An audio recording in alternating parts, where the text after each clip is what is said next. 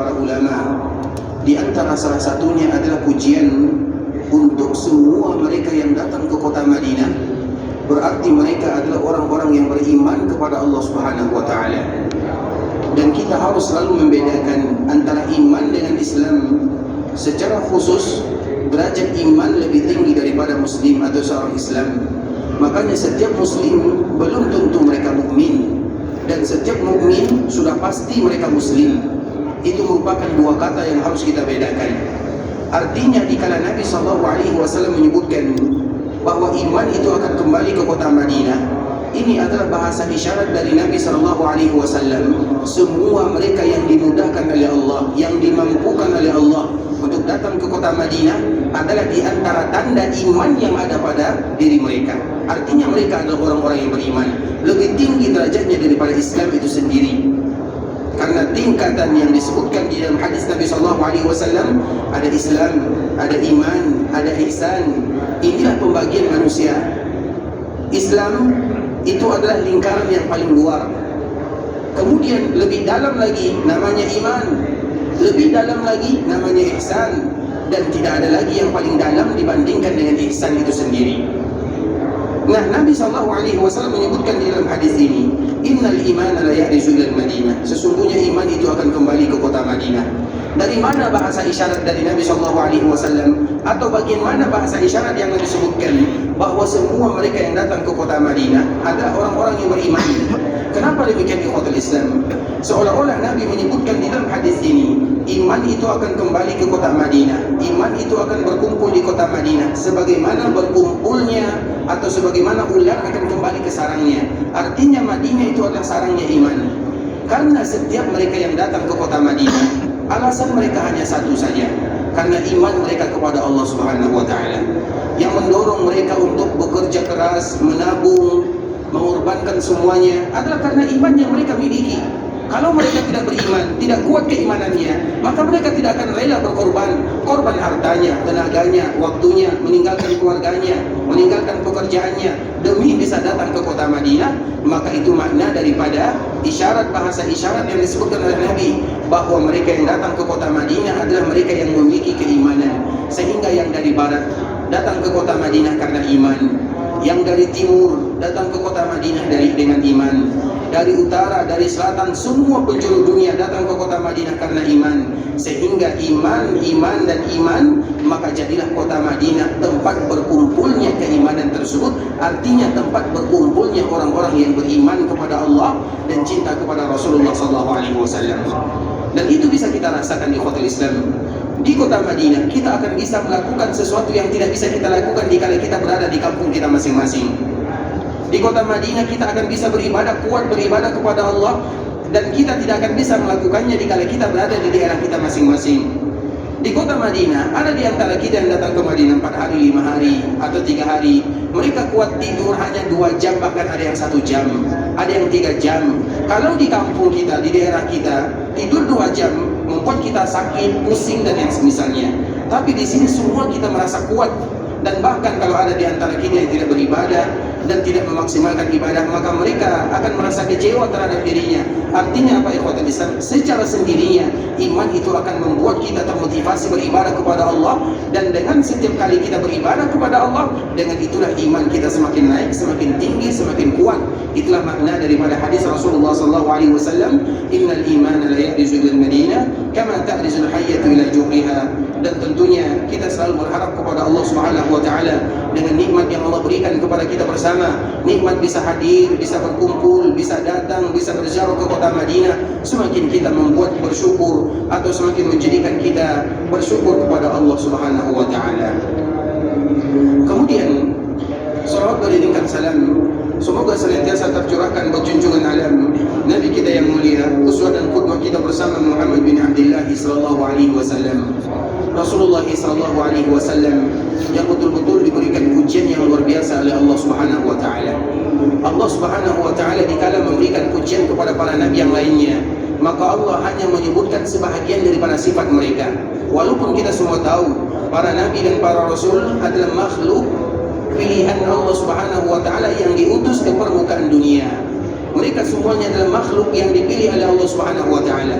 Mereka semua semua adalah utusan Allah Subhanahu wa taala. Tapi Allah sendiri yang melebihkan Nabi kita yang mulia sallallahu alaihi wasallam. Makanya kalau seandainya kita lihat di dalam ayat-ayat Al-Quran, ketika Allah memberikan pujian kepada para nabi yang lainnya, maka Allah memberikan pujian satu atau dua sifat yang ada pada diri mereka. Seperti misalnya Allah sebutkan di surah Maryam, "Wadhkur fil kitab Ibrahim innahu kana shadiqal wa'di." Misalnya, ingatlah bagaimana cerita tentang Nabi Ibrahim. Dia itu adalah orang yang jujur kepada Allah dan dia adalah orang yang tidak pernah ingkar akan janjinya. Kemudian Allah kembali bercerita tentang Nabi Musa, "Wadhkur fil kitab Musa innahu kana mukhlasa." Ingatlah bagaimana Allah mengutus Nabi Musa, dia itu adalah orang yang paling ikhlas. Kemudian Allah kembali menceritakan, "Wadhkur fil kitab Ismail." Allah juga menceritakan bagaimana tentang Nabi Ismail, dia adalah orang yang jujur. Begitu juga dengan nabi yang lainnya. Ingatlah bagaimana Ayub, bagaimana nabi yang sabar. Disebutkan oleh Allah Subhanahu wa taala cerita mereka dan sifat mereka satu persatu. Tapi untuk Nabi sallallahu alaihi wasallam, apa sifat yang Allah Subhanahu wa taala sebutkan untuk Nabi? Nabi tidak menyebutkan atau Allah tidak menyebutkan Nabi itu adalah orang yang jujur. Secara khusus Allah tidak menyebutkan Nabi orang yang seperti ini, Nabi orang yang seperti ini. Allah tidak menyebutkan yang demikian. Tetapi Allah menyebutkan secara umum, "Wa innaka la'ala khuluqin 'adzim." Dan engkau wahai Muhammad memiliki akhlak berada di atas rata-rata akhlak yang mulia. Misalnya ini adalah akhlak yang mulia, jujur, sabar, ikhlas. Ini standarnya, standar yang ada pada diri para nabi dan para rasul. Maka Nabi sallallahu alaihi wasallam berada di atasnya. Maka Allah menyebutkan, "Wa innaka la'ala," ada atasnya, dan engkau berada di atas puncak daripada akhlak yang mulia. Sehingga semua puncak akhlak yang mulia ada pada diri Nabi sallallahu alaihi wasallam. Artinya kalau Allah berbicara tentang nabi yang lainnya, Allah sebutkan sifat mereka satu-satu. Nabi ini adalah orang yang jujur, nabi ini adalah orang yang ikhlas. Semua para nabi demikian sifatnya. Tapi Allah menyebutkan sifat mereka di dalam Al-Quran satu persatu. Tapi dikala berbicara tentang nabi kita yang mulia, maka Allah menyebutkan, "Wa innaka la'ala khuluqin 'adzim."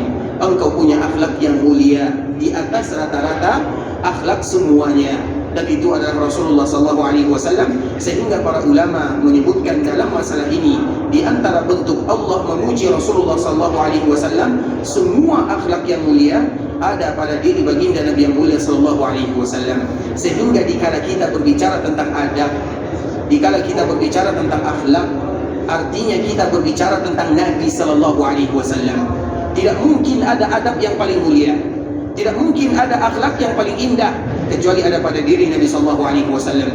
Dikala kita berbicara tentang tata krama, dikala kita berbicara tentang adab dan akhlak, ini tidak beradab, ini beradab, ini berakhlak, ini beradab, itu semuanya dikembalikan kepada Nabi sallallahu alaihi wasallam. Karena Allah yang memberikan pujian kepada Nabi sallallahu alaihi wasallam. Artinya dikala kita berbicara tentang adab dan akhlak, harus kita tahu tentang adab dan akhlak Rasulullah sallallahu alaihi wasallam. Baru kita berbicara ini beradab, ini tidak beradab, ini berakhlak, ini tidak berakhlak. Karena standarisasinya adalah Muhammad bin Abdullah sallallahu alaihi wasallam. Dan itu adalah pujian yang luar biasa dari Allah Subhanahu wa taala ketika Allah memuji Rasul kita yang mulia dengan kata-kata yang indah, "Wa innaka la'ala khuluqin 'adzim." Dan semua ayat-ayat yang bentuknya adalah pujian dari Allah kepada nabinya, itu adalah bentuk Allah berselawat kepada Rasul kita yang mulia sallallahu alaihi wasallam. Sehingga kewajiban kita bersama ikhwatul Islam, bagaimana kita tidak melalaikan kewajiban yang mulia ini. Ia tidak diwajibkan dalam beberapa tempat, namun diwajibkan dalam beberapa tempat yang lainnya. Seseorang tidak akan dikabulkan doanya oleh Allah tanpa mengucapkan selawat kepada Nabi sallallahu alaihi wasallam.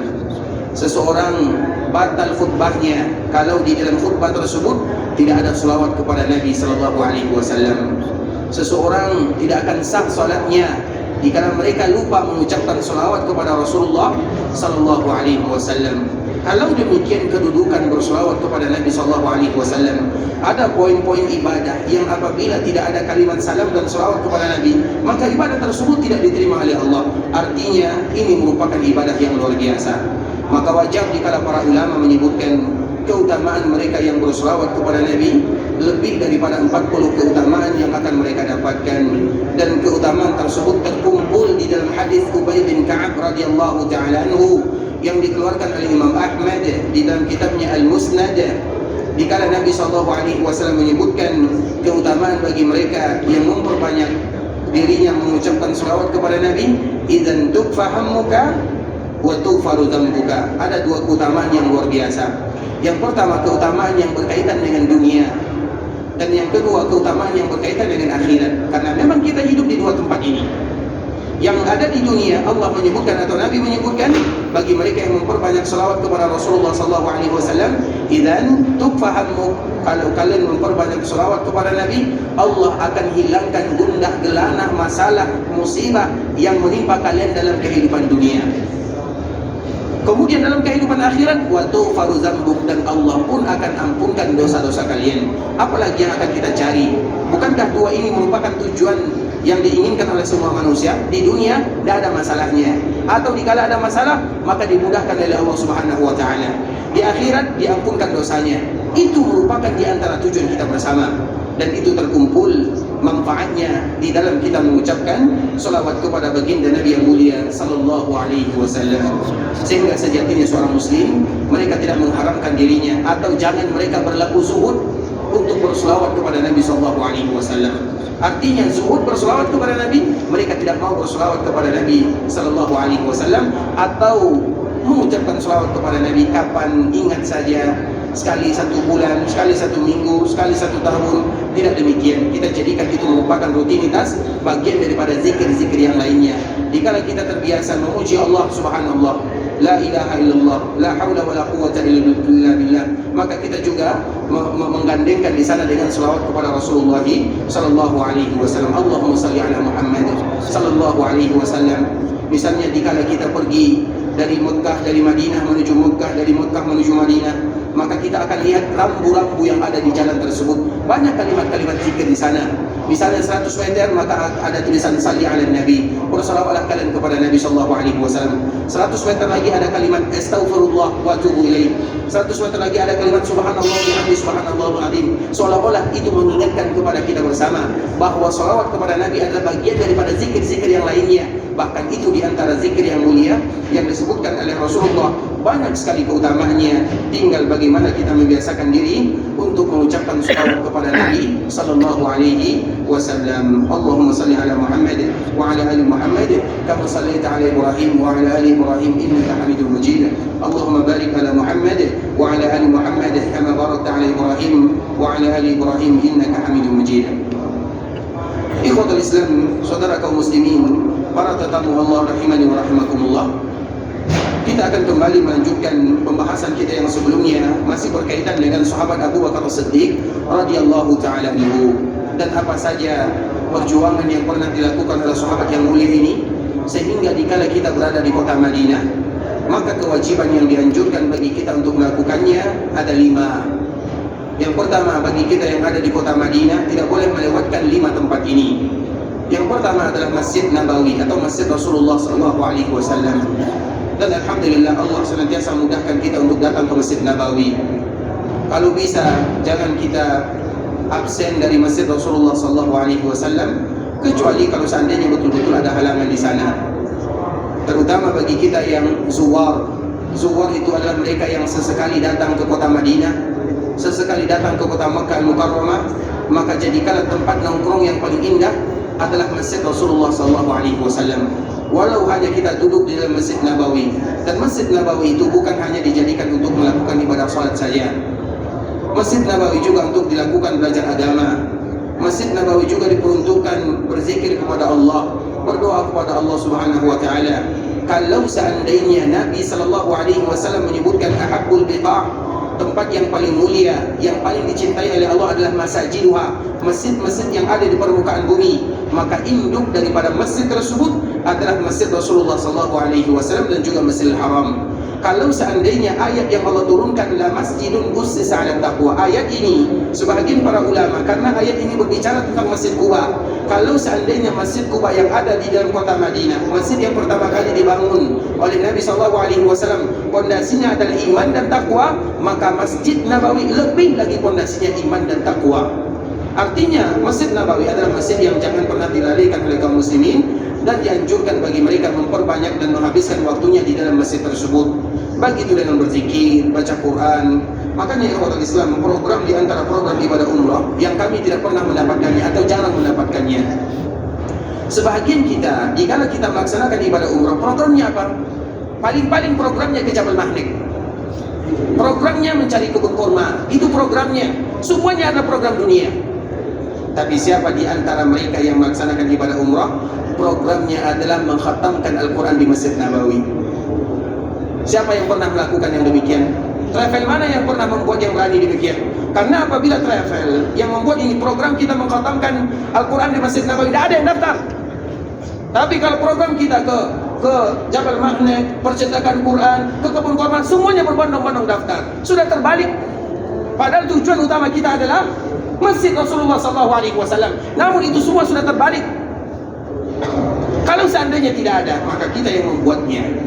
Artinya ikhwatul Islam, jika kita tidak ada agenda, maka agenda kita yang paling indah adalah di dalam Masjid Nabawi. Kemudian ada targetnya. Satu hari target yang akan aku baca 5 juz. Coba bayangkan, 5 juz satu hari. Berarti 10 hari, berarti 5 juz, berarti 6 hari dia tamat Al-Quran 30 juz. Siapa di antara kita yang melaksanakan ibadah umrah yang sudah khatam Al-Quran? Siapa? Tapi rata-rata semua kita sudah pergi ke kebun kurma dan sudah hafal semua nama kurma. Padahal itu tidak diwajibkan bagi kita melakukannya. Yang penting kita tinggalkan, yang tidak penting kita utamakan. Maka kita kembali untuk membalikkannya. Masjid Rasulullah adalah tujuan utama. Bukankah karena itu kita berkorban, berjuang, berlelah, berletih, terutama untuk beribadah di dalamnya? Dan ibadah yang paling indah adalah berzikir, dan zikir yang paling mulia adalah Al-Quran itu sendiri. Tidak ada zikir yang paling mulia secara mutlak. Kalau ada di antara kita yang ingin berzikir, yang ingin wirid, makanya istilah wirid. Istilah wirid di dalam bahasa tidak ada. Tidak ada kalimat wirid kecuali dalam satu hadis yang dibawakan oleh Imam At-Tirmidzi rahimahullahu taala. Dan wirid itu artinya haudzul insan minal Quran. Itu arti wirid yang sebenarnya. Kita mungkin memaknai wirid seperti ini, wirid seperti itu, baca ini, baca itu, tapi kita tidak tahu apa makna wirid.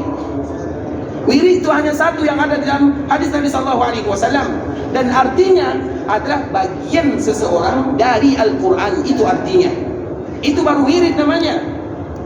Artinya ya Ikhwatul Islam, kita ingin berwirid di Masjid Nabawi.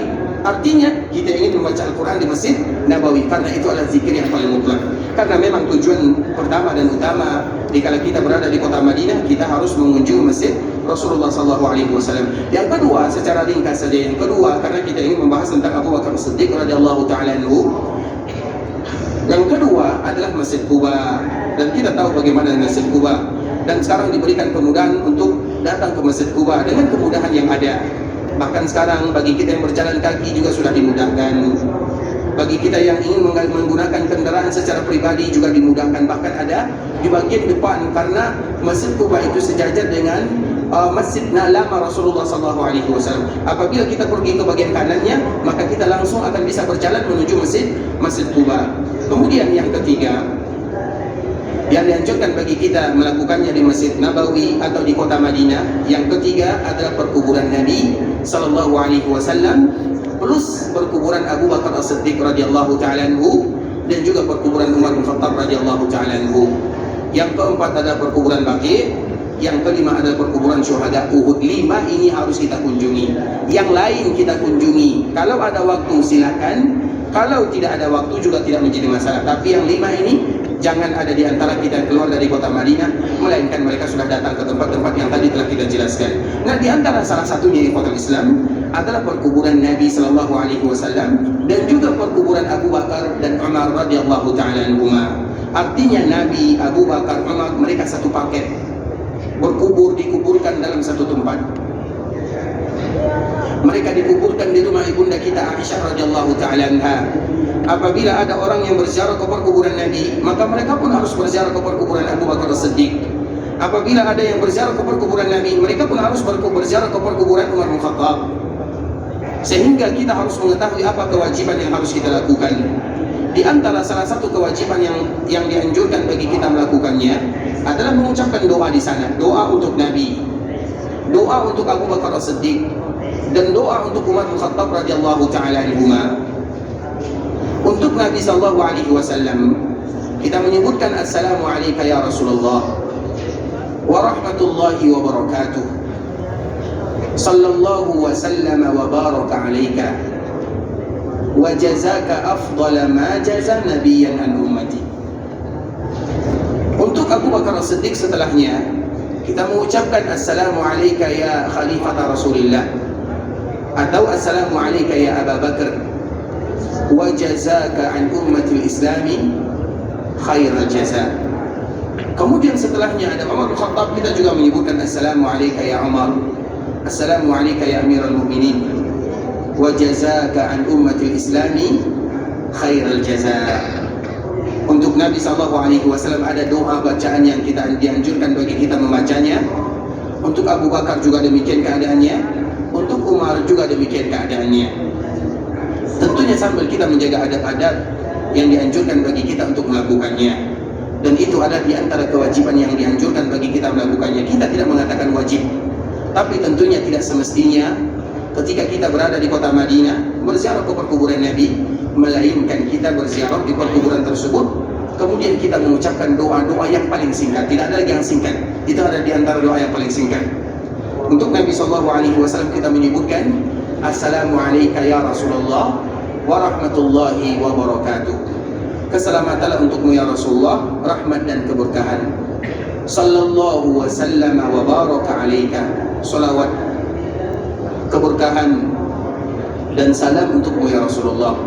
Wa jazaka afdala, dan semoga Allah memberikan kepadamu balasan yang paling afdal, yang paling mulia.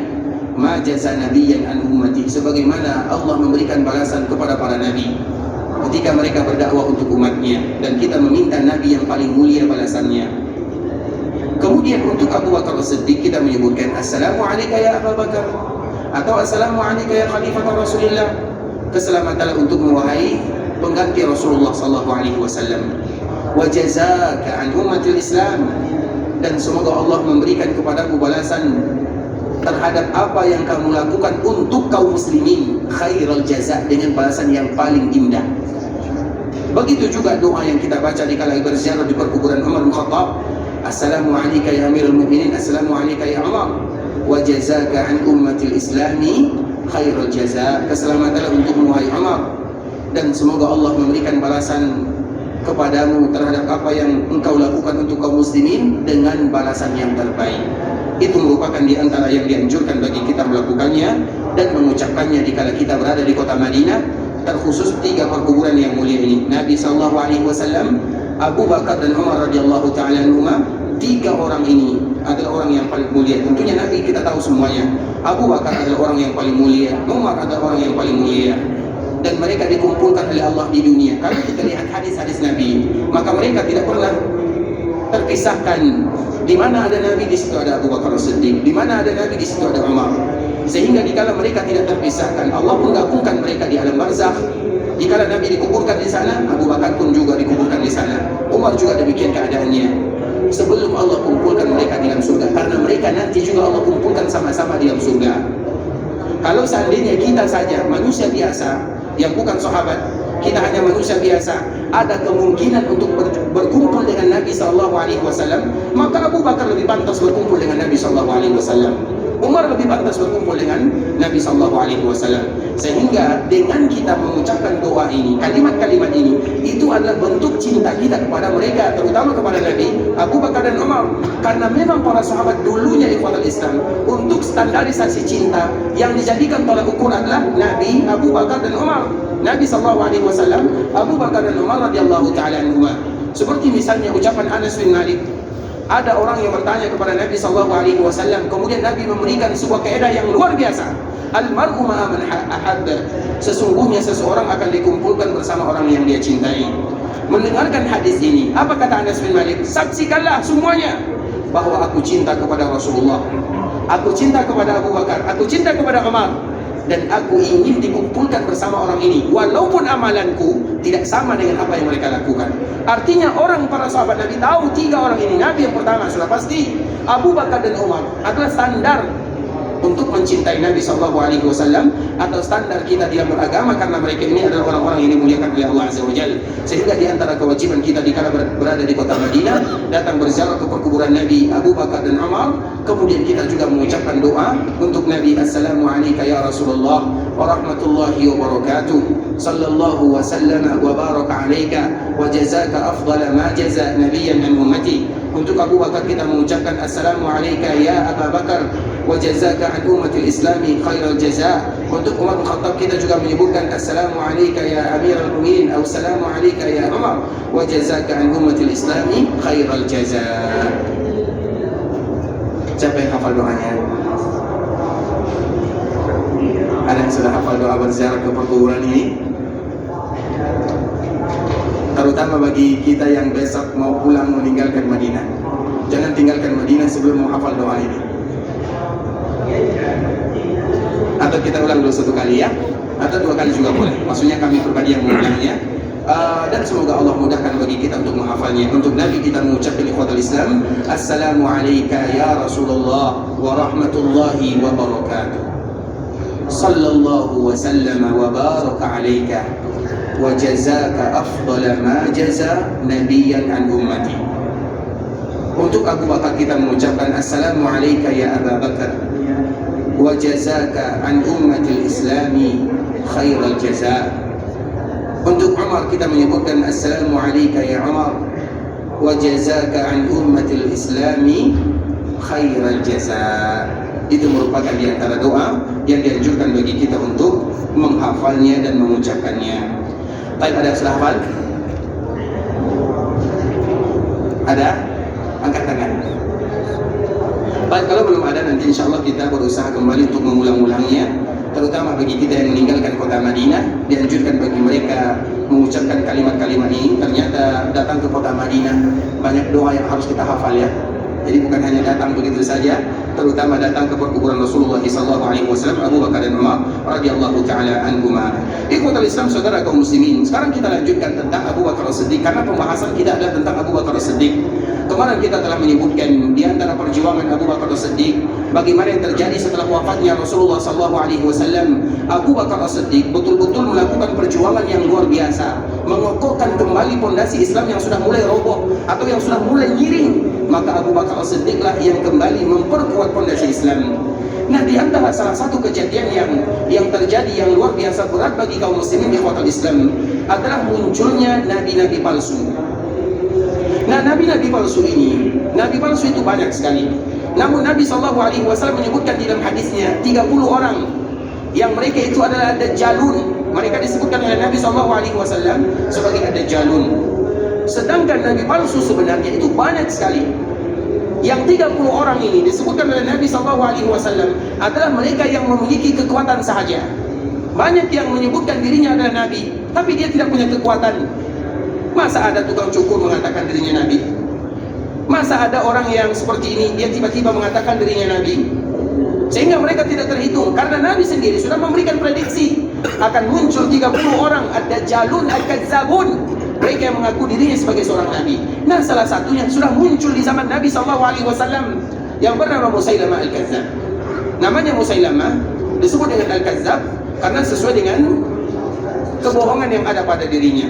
Musailamah ini ikhwatul Islam sudah ada di akhir kehidupan Nabi SAW. Di akhir kehidupan Nabi atau di kala Nabi SAW sudah mulai sakit.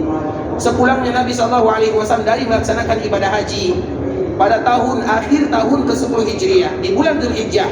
Kemudian Nabi SAW menetap di Madinah bulan atau tahun 11 Hijriah, bulan Al-Muharram, bulan Safar, tanggal 12 bulan Rabiul Awal, Nabi dipanggil oleh Allah Subhanahu wa taala. Nah, di akhir-akhir ini, di akhir bulan Safar, di awal bulan Rabiul Awal, Musailamah sudah muncul. Bahkan Musailamah ini sudah mengirimkan surat kepada Nabi SAW. Apa kata Musailamah kepada Nabi? Kamu Nabi. Musailamah ini mengatakan, kamu Nabi, aku juga Nabi, dan kita bagi dua tanah ini. Itu kata Nabi, kata Musailamah kepada Nabi SAW. Namun Nabi SAW belum bisa mengirimkan pasukan kepada Musailamah Al-Kazzab, karena pada waktu itu Musailamah belum terlalu kuat dan Nabi tidak menghiraukannya. Dan yang kedua, karena memang kesehatan Nabi SAW, Nabi fokus kepada kesehatannya. Artinya Nabi sakit, Berat rasa sakit yang dirasakan oleh baginda Nabi yang mulia. Dan kita selalu menyebutkan ikhwatal Islam, Nabi SAW diberikan ujian oleh Allah double dibandingkan dengan ujian manusia biasa. Kalau kita sakit sampai 39, 40 panasnya misalnya, maka untuk Nabi 80. Untuk Nabi SAW 2 kali lipat, bahkan berlipat-lipat.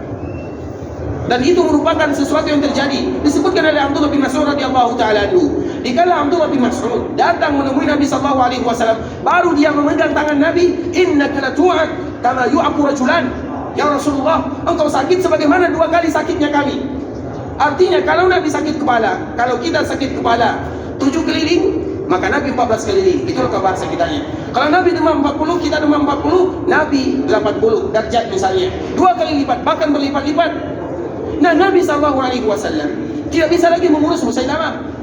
Dan memang Musailamah ini belum terlalu kuat pada waktu itu.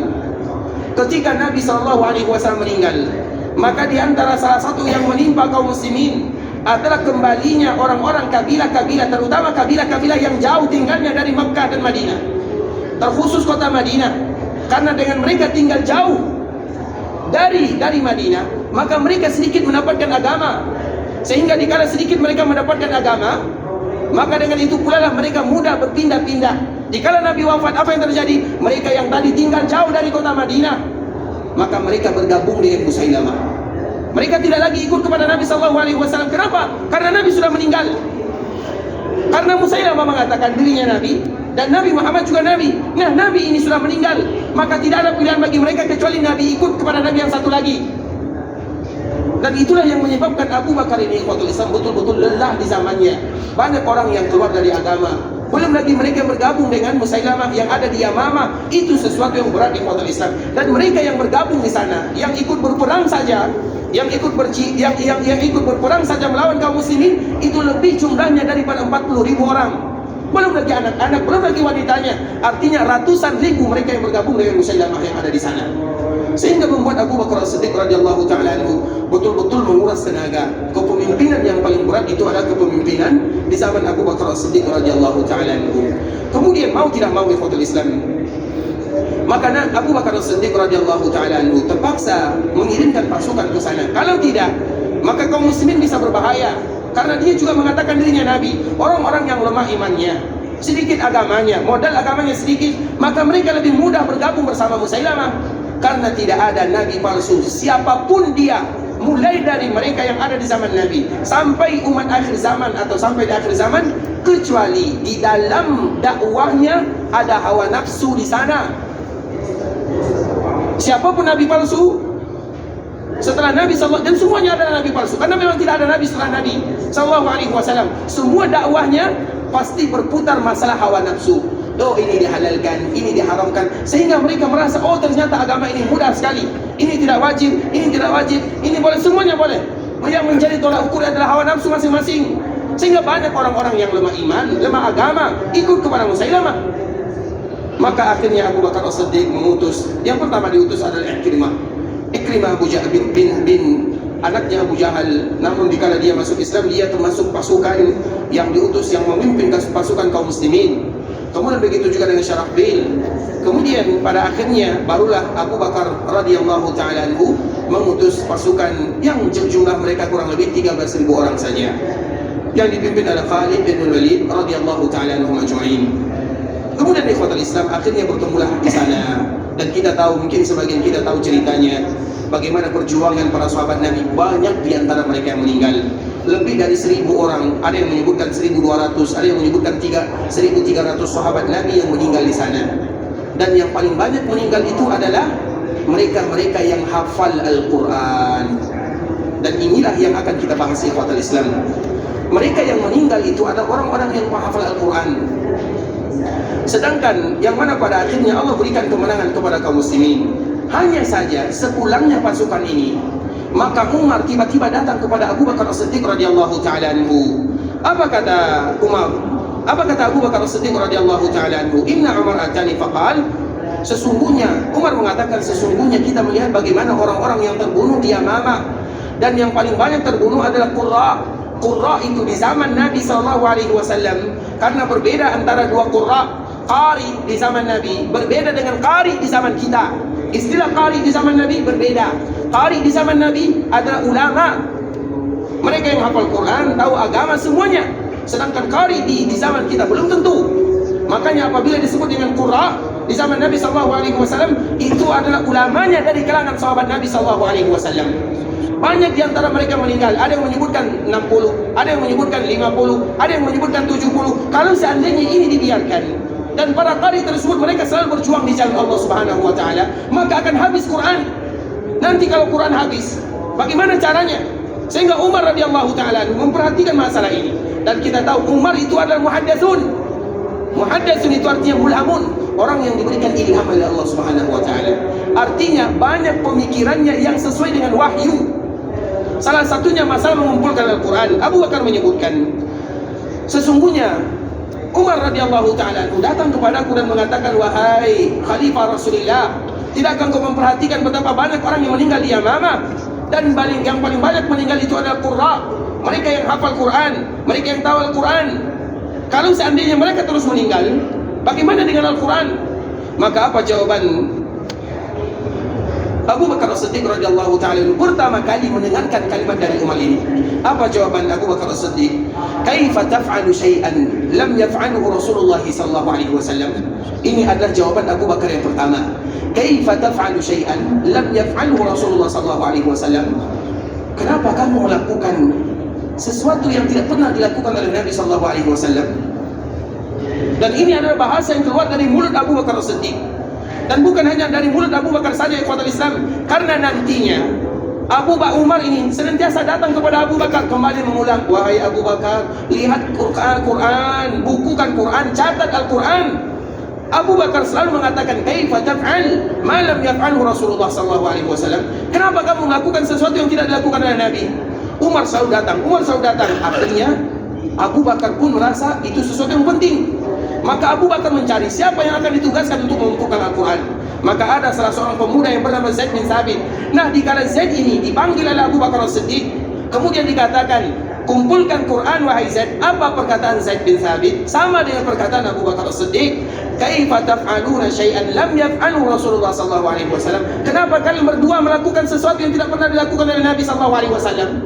Artinya ikhwatul Islam, dalam masalah agama kita harus kritis untuk menyelamatkan agama Allah Subhanahu wa taala. Jangankan masalah agama, dalam masalah berita saja. Misalnya kita sedang ada di antara kaum muslimin yang viral, misalnya viral, kemudian gosipnya di mana-mana, kemudian ada yang datang kepadanya, kemudian dia akan bertanya, kamu dari mana kamu mendapatkan berita ini? Pasti kita bertanya demikian, dari mana kamu mendapatkan berita ini? Kalau kamu bohong, aku akan hukum. Itu kita sebagai manusia biasa saja. Apakah kita tidak kritis terhadap hadis-hadis Nabi SAW? Tentu lebih kritis lagi terhadap hadis-hadis Nabi, terhadap agama Islam. Sehingga di dalam beragama ikhwatul Islam, yang didahulukan adalah wahyu. Dikala ada yang melakukan sesuatu, maka ada yang bertanya, kenapa kamu melakukan ini? Apa dalilnya? Apa alasannya? Apa petunjuknya? Maka pertanyaan ini tidak salah. Tinggal kita menjawab. Kalau dijawab selesai, kalau tidak dapat tinggalkan selesai. Apa salahnya? Makanya itu yang disebutkan oleh Abu Bakar As-Siddiq, kaifa taf'al? Bagaimana kamu melakukan sesuatu yang tidak pernah dilakukan oleh Nabi sallallahu alaihi wasallam? Ikhwatul Islam, sebelum kita melanjutkan tentang apa yang disebutkan oleh Abu Bakar ini, kaifa taf'al ma lam yaf'alhu Rasulullah sallallahu alaihi wasallam, kita harus tahu kaidah di dalam agama. Semua yang dilakukan oleh sahabat Nabi sallallahu alaihi wasallam ketika Nabi sallallahu alaihi wasallam masih hidup, maka itu adalah bagian daripada sunnah Nabi sallallahu alaihi wasallam. Bisa dipahami? Ini kaidah. Semua yang dilakukan oleh sahabat Nabi ketika Nabi sallallahu alaihi wasallam masih hidup, maka itu adalah bagian daripada sunnah Nabi sallallahu alaihi wasallam. Kenapa demikian, Ustaz? Karena zaman Nabi hidup dan ada para sahabat di zaman Nabi sallallahu alaihi wasallam, zaman ini disebut dengan zaman wahyu. Sehingga di antara salah satu yang membuat para sahabat itu paling sedih ketika Nabi SAW meninggal, apa yang membuat mereka sedih? Di antara salah satu yang membuat mereka sedih, karena terputusnya wahyu. Dulu kalau ada masalah di zaman mereka, tinggal mengadu kepada Nabi. Atau kalau mereka tidak mengadu kepada Nabi, Allah yang menurunkan wahyu kepada Nabi. Sehingga tidak boleh bagi kita mengatakan ada sahabat yang melakukan sesuatu yang tidak dilakukan oleh Nabi SAW. Tidak boleh kita mengatakan kalimat ini. Kenapa? Semua yang dilakukan oleh sahabat Nabi di zaman Nabi masih hidup, maka itu adalah bagian daripada sunnah Nabi SAW. Makanya tidak boleh bagi kita mengatakan, Ustaz, tidakkah Bilal bin Rabah, Nabi SAW mendengar terompahnya, sendalnya sudah masuk dalam surga Allah Subhanahu Wa Taala. Kemudian Nabi bertanya, apa yang kamu lakukan wahai Bilal? Maka Bilal mengatakan, tidaklah aku berwudu kecuali aku sholat 2 rakaat ya Rasulullah. Ingat ikhwatul Islam, jangan pernah kita mengatakan aku Bilal melakukan sesuatu yang tidak pernah diajarkan oleh Nabi. Jangan. Semuanya yang dilakukan oleh sahabat Nabi di zaman Nabi masih hidup, itu adalah bagian daripada sunnah Nabi SAW. Kenapa demikian ikhwatul Islam?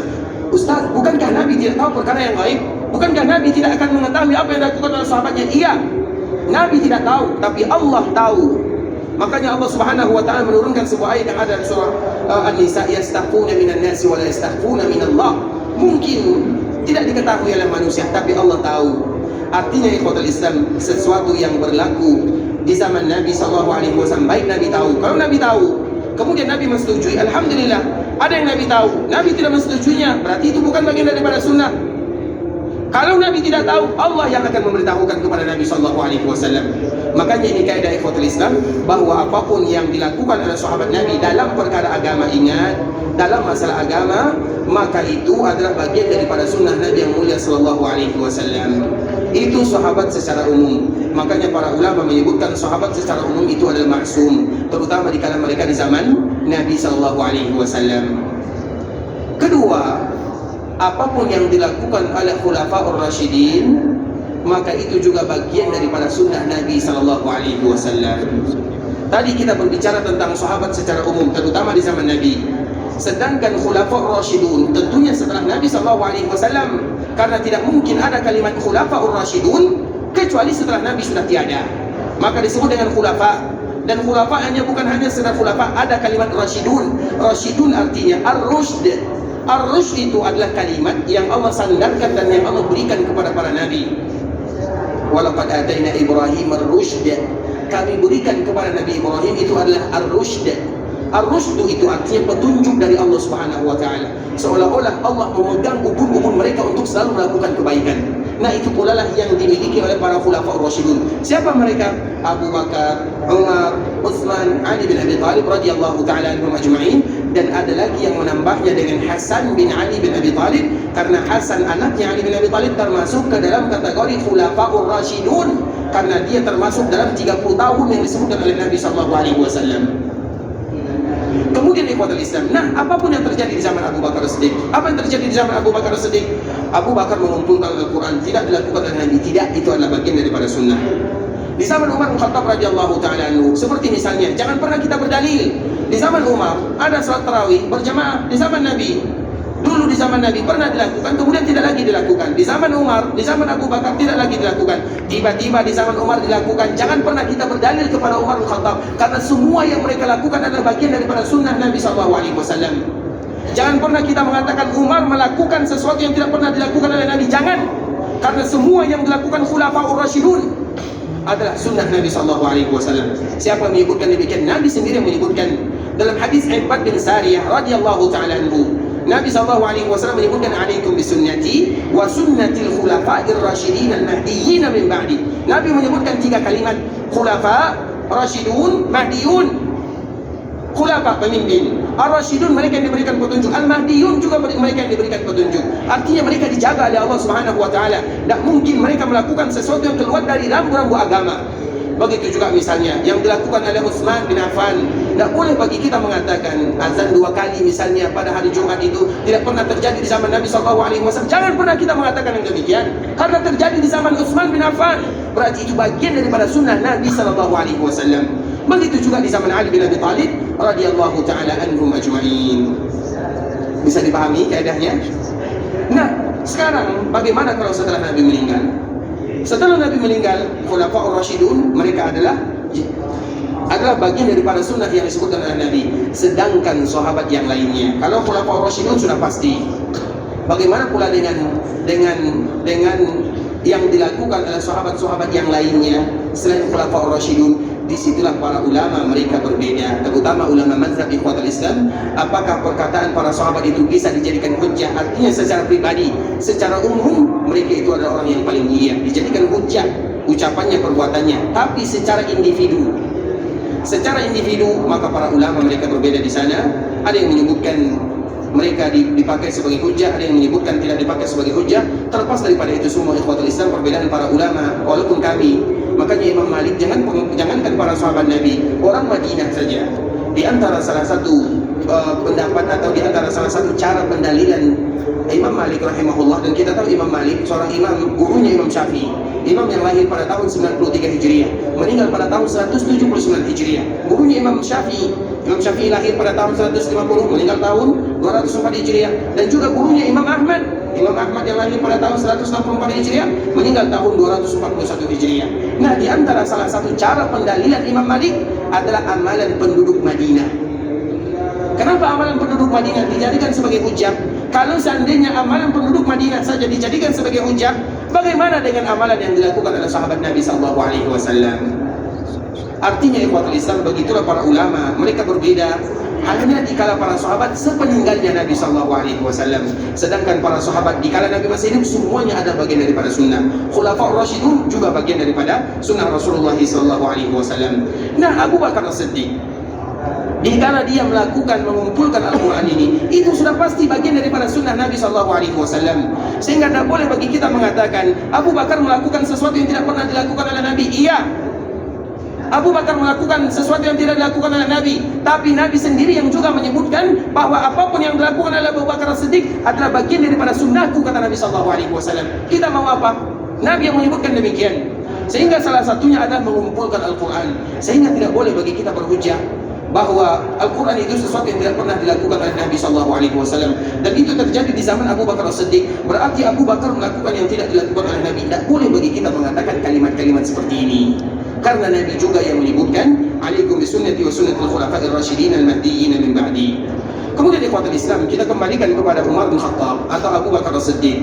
Abu Bakar ini mengatakan kepada Umar, kaifa taf'al ma lam yaf'alhu Rasulullah? Kenapa engkau melakukan apa yang tidak dilakukan oleh Nabi? Umar ini dia tidak berhenti, selalu datang kepada Abu Bakar, sampai Allah bukakan hatinya Abu Bakar As-Siddiq bahwa ini ada sesuatu yang terbaik. Karena kalau tidak dikumpulkan, Al-Quran akan hilang. Generasi itu semakin bawah, dia tidak semakin baik. Generasi semakin jauh dari Nabi secara umum, itu semakin tidak baik.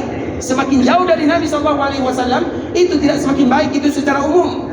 Siapa yang mengatakan demikian? Nabi SAW juga menyebutkan di dalam hadis yang dibawakan oleh Imam An-Nawawi rahimahullah, di dalam kitabnya Riyadhus Shalihin, Nabi menyebutkan tidak ada zaman setelahnya kecuali tidak akan lebih baik daripada zaman sebelumnya. Artinya kalau para sahabat meninggal, kemudian banyak di antara mereka yang hafal Quran, kemudian mereka meninggal dan Al-Quran tidak dibukukan, bagaimana dengan generasi-generasi berikutnya? Akhirnya Abu Bakar itu yakin dengan pendapat Umar bin Khattab. Kemudian dikala dia sudah yakin, dia mencari siapa yang akan bertanggung jawab untuk mengumpulkan Al-Quran. Maka dicarilah salah seorang yang bernama Zaid bin Thabit. Zaid bin Thabit ini umurnya masih muda, kurang lebih 25 tahun. Karena dikala Nabi datang ke kota Madinah, dia baru berumur 11 atau 12 tahun atau sekitar itulah umurnya. Nah, dikala Abu Bakar memerintahkan Zaid, kenapa Zaid diperintahkan oleh Abu Bakar As-Siddiq? Karena dia seorang pemuda. Kemudian dia pemuda yang berakal, kemudian orang yang mutqin, yang lancar, yang kuat hafalannya. Walaupun semua sahabat Nabi kuat hafalannya, tapi yang paling kuat hafalannya terkhusus dalam masalah Al-Quran adalah Zaid bin Thabit. Nah, akhirnya Abu Bakar ini datang kepada Zaid bin Thabit. Zaid bin Thabit pada mulanya juga mengatakan yang demikian. Kenapa kalian melakukan yang tidak dilakukan oleh Nabi? Kalau kalian perintahkan diriku memindahkan gunung dari gunung yang satu kepada gunung yang lainnya, maka itu lebih mudah bagiku daripada mengumpulkan Al-Quran ini. Namun akhirnya Abu Bakar tetap datang kepada Zaid bin Thabit, yang pada akhirnya Zaid bin Thabit pun dia merasa bahwa itu adalah sesuatu yang terbaik karena demi kemaslahatan kaum muslimin. Dan inilah yang disebutkan di dalam kaidah para ulama al-masalih al-mursalah. Al-masalih al-mursalah itu ada demi kemaslahatan kaum muslimin yang kalau tidak dilakukan akan memberikan mudarat kepada kaum muslimin, terutama di dalam masa mengumpulkan Al-Quran. Pada akhirnya sahabat Zaid ini mulai mengerjakan proyek yang begitu mulia, mengumpulkan ayat-ayat Allah Subhanahu wa taala. Dia datang kepada satu sahabat, kepada sahabat yang lain, itu saja kerjanya. Padahal dia sudah hafal dan dia dulu adalah yang menulis wahyu di zaman Nabi SAW. Di zaman Nabi, wahyu itu juga sudah ditulis, tapi ditulisnya di mana? Tidak dikumpulkan. Yang satu menulis disimpan di rumahnya, yang satu menulis di tulang disimpan di rumahnya, yang satu ditulis di kulit kurma disimpan di rumahnya. Maka di zaman Abu Bakar ini dikumpulkan pencatatan Al-Quran. Itulah pekerjaan yang sangat berat. Kalau di zaman Abu Bakar Al-Quran itu dikumpulkan, yang tadinya terpisah-pisah dikumpulkan sesuai dengan tartibnya, mulai Al-Fatihah, Al-Baqarah, kemudian Ali Imran, An-Nisa. Tartib ini tidak boleh lagi dirubah-rubah karena itu sudah merupakan ijma'nya para sahabat Nabi sallallahu alaihi wasallam. Sedangkan di zaman Utsman itu adalah mengumpulkan Al-Quran dengan satu bahasa.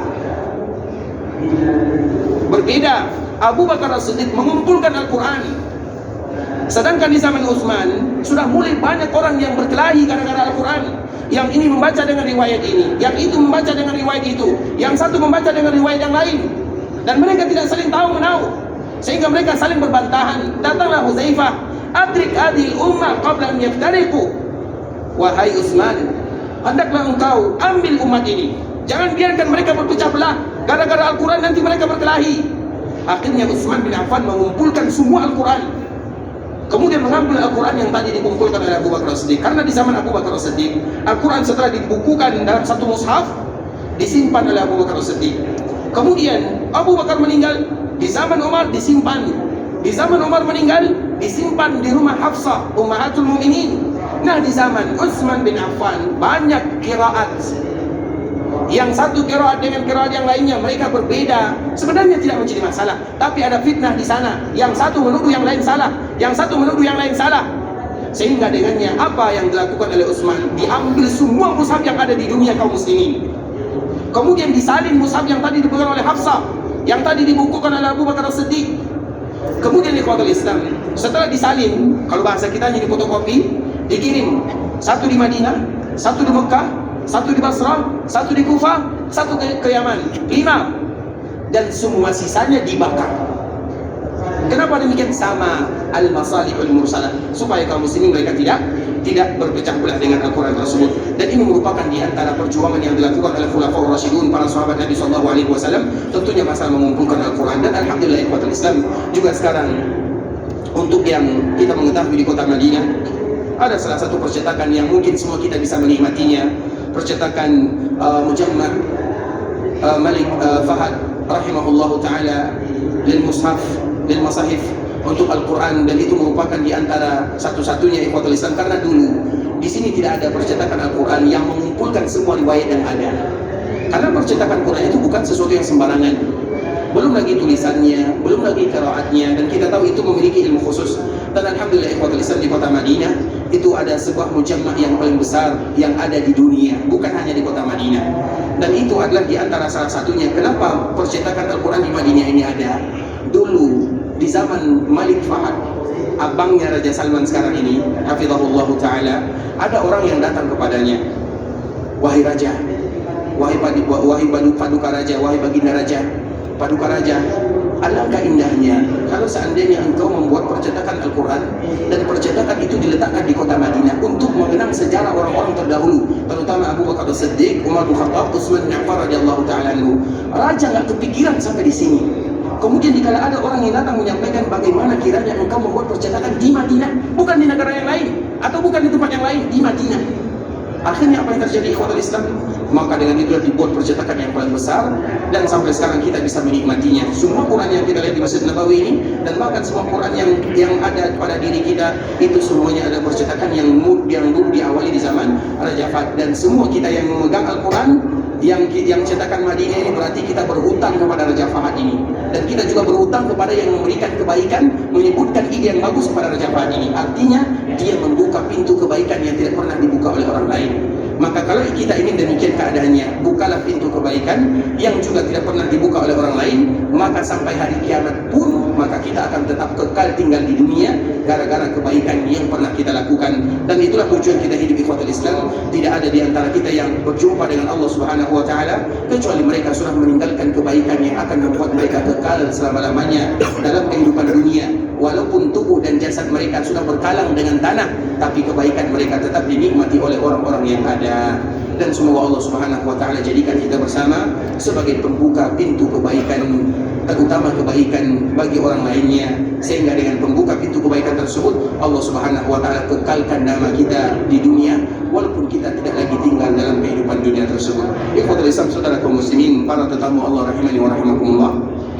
Sampai di sini perjumpaan yang bisa kita lakukan atau pembahasan yang bisa kita sampaikan, dan insya Allah besok kita akan kembali menyambung tentang Abu Bakar As-Siddiq. Sudah beberapa hari kita menjelaskan bagaimana perjuangannya, bagaimana pengorbanannya, bagaimana kepemimpinannya, dan besok kita akan berusaha insyaallah taala bercerita tentang khalifah yang kedua, yaitu Umar bin Khattab radhiyallahu taala anhu, karena ini merupakan di antara kewajiban kita karena mereka bergabung dengan Nabi sallallahu alaihi wasallam.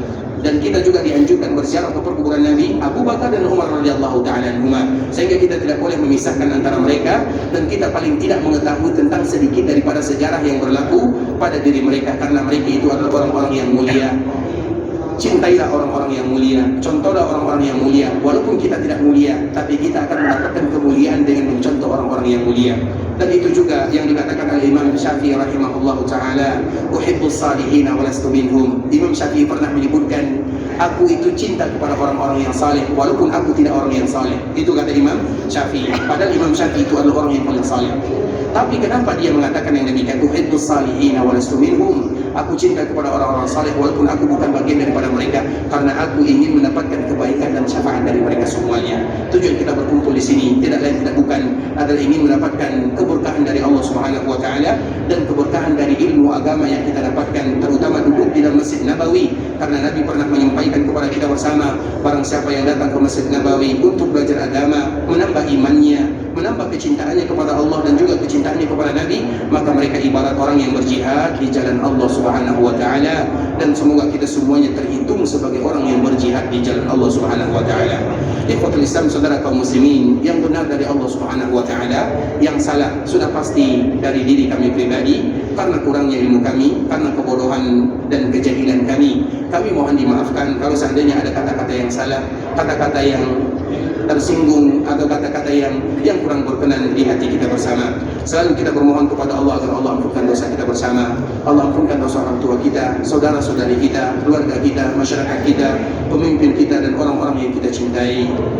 Kalau ada di antara kita yang ingin meninggalkan Madinah untuk pulang ke kampung halamannya, semoga Allah mudahkan perjalanannya, lancarkan urusannya. Allah kembali mengumpulkan mereka bersama keluarga dalam keadaan sehat walafiat, dan semoga Allah berikan kepada mereka kesempatan pada tahun-tahun berikutnya, bulan-bulan berikutnya, untuk bisa datang ke tanah haram Makkah dan Madinah untuk beribadah kepada Allah. Kalau ada di antara kita yang ingin pergi ke Makkah untuk mendapatkan ridha Allah, semoga Allah Subhanahu wa taala ampunkan dosanya, Allah kabulkan doanya, Allah terima amal ibadahnya, Allah jadikan umrahnya ada umrah yang mabrurah, sa'inya sa'yun yang masyhur, dan dosanya zambun yang maghfur. Kita tutup dengan mengucapkan doa kafaratul majlis. Subhanakallahumma bihamdika asyhadu an la ilaha illa anta astaghfiruka wa atubu ilaik. Wa sallallahu wa sallim ala nabiyyina Muhammadin wa ala alihi wa sahbihi wa sallam tasliman katsira. Assalamualaikum warahmatullahi wabarakatuh.